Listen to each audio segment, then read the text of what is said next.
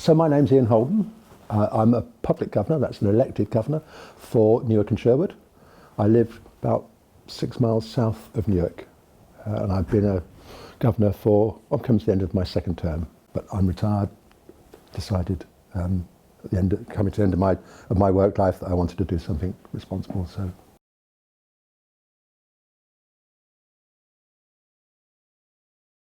How it was sold to me was it's that extra level of critical reflection on what's going on behalf of the people out there, to come in and look at what's going on and say, why are you doing that?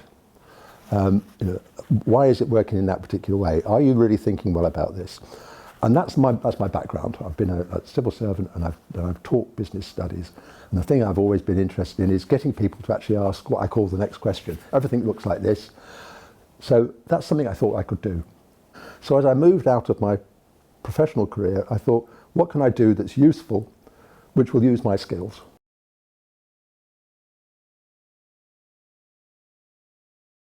Anybody that's got any kind of critical thinking faculty, anybody that's willing to ask questions can do the job. You can bring all sorts of background to it. You can bring finance background, business background, or just being a person who's interested and wants to understand. If you can come in and ask questions, then you can do a useful job.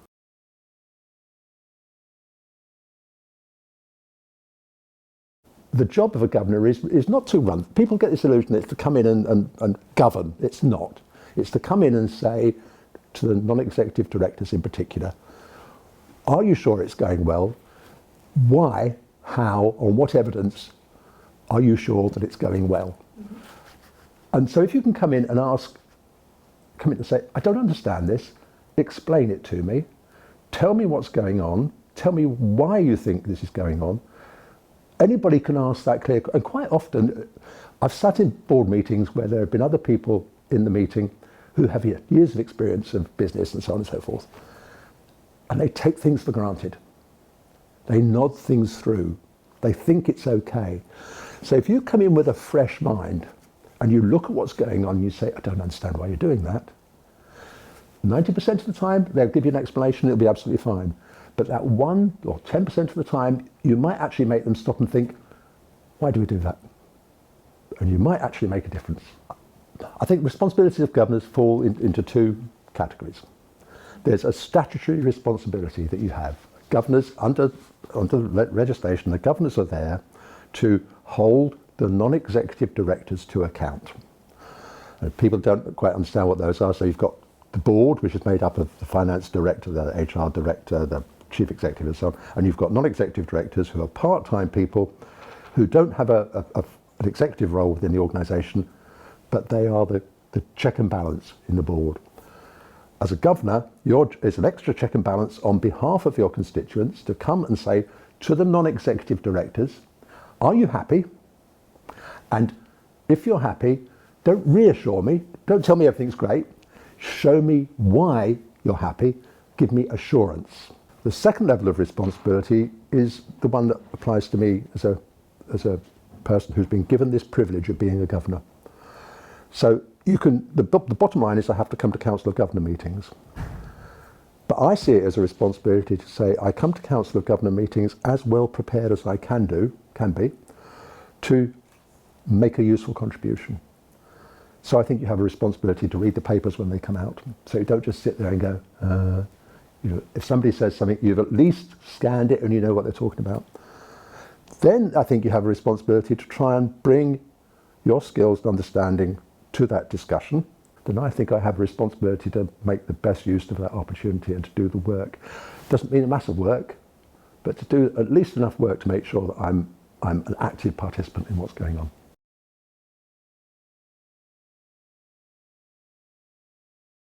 So bottom level, come to the meetings, come to the Council of Governors meetings. There are other governors meetings. I look at it this way.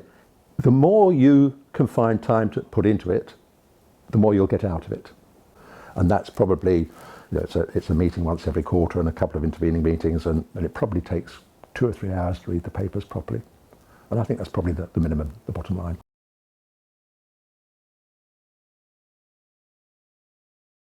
Yeah, if you think you can make a contribution, then give it a go. If you think you've got something useful, if you're willing to put the effort in and you think you've got something useful to add, and what it will give you is there's so many bad stories about the NHS, there's so much misinformation about the NHS, there's so much media stuff and social media stuff. If you come in and be a governor, you will see what it's really like on the inside, and you might be able to make a contribution and perhaps even a difference to what's going on.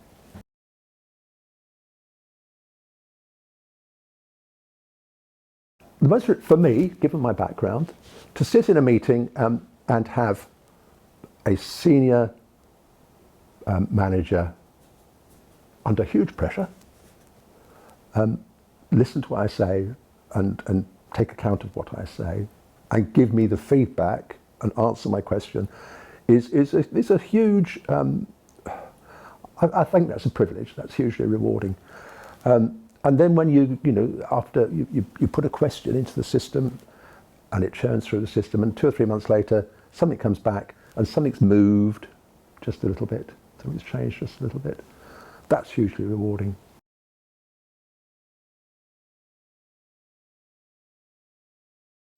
I don't suppose they have to have an interest in healthcare. If they're interested in being involved in what's going on publicly in the world, that's a starting point. Obviously, if you've got an interest in healthcare, for example, so many people have had parents, relatives or whatever that have been through hospital treatment and so on. So I think most people have got some background. The thing is, with the young people that I have seen around the health system, so many of them go, wow, I didn't realise there was all this. They say there's nurses and there's doctors, and then they discover about the admin people and the AHPs and the radiographers and all these other people. So an initial interest, and once you get in, it's a fascinating place. And it opens up so many new avenues and new kind of ideas for a young person. So I say, if you've got an interest in the health service at all, do it.